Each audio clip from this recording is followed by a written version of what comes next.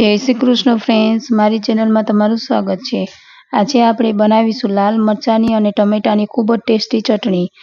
આ સિઝનમાં એકદમ તાજા લાલ ટમેટા અને લાલ મરચાં આવતા હોય છે, તો આજે આપણે ટમેટા અને લાલ મરચાંની મદદથી ખૂબ જ ટેસ્ટી ખાટી મીઠી ચટણી બનાવીશું અને આ ચટણી તમે ઘણી બધી વાનગી સાથે ખાઈ શકો છો। તો મારી ચેનલમાં નવા હોય તો મારી ચેનલને સબસ્ક્રાઈબ અને વિડીયોને લાઇક કરવાનું ના ભૂલતા। તો ચટણી બનાવવા આપણે એક બાઉલ લેશું અને તેમાં 2 ગ્લાસ પાણી ગરમ થવા મૂકી દેશું અને તેમાં 250 ગ્રામ ટમેટાને આ રીતના બોઇલ થવા મૂકી દેશું અને આપણે ટમેટાને ત્યાં સુધી બોઇલ કરીશું જ્યાં સુધી ટમેટાની ઉપરની છાલ ઉખડવા ન માંડે।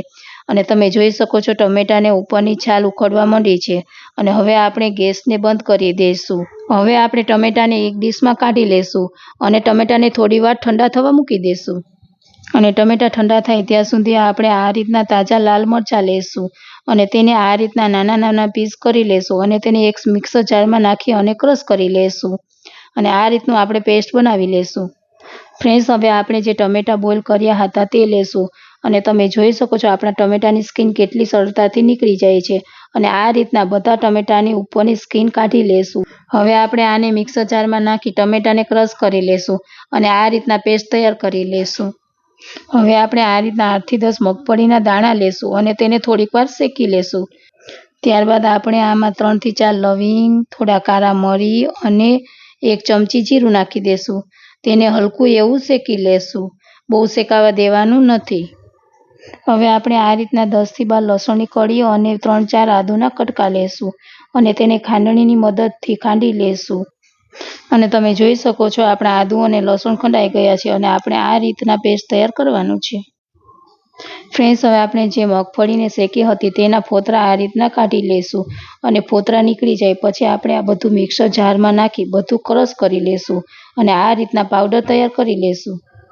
ફ્રેન્ડ્સ, હવે આપણે એક પેન લેશું અને તેમાં 5 થી 6 મોટી ચમચી તેલ નાખી દેશું અને તેલ આવી જાય પછી આપણે આમાં 1 ચમચી રાઈ નાખી દેશું।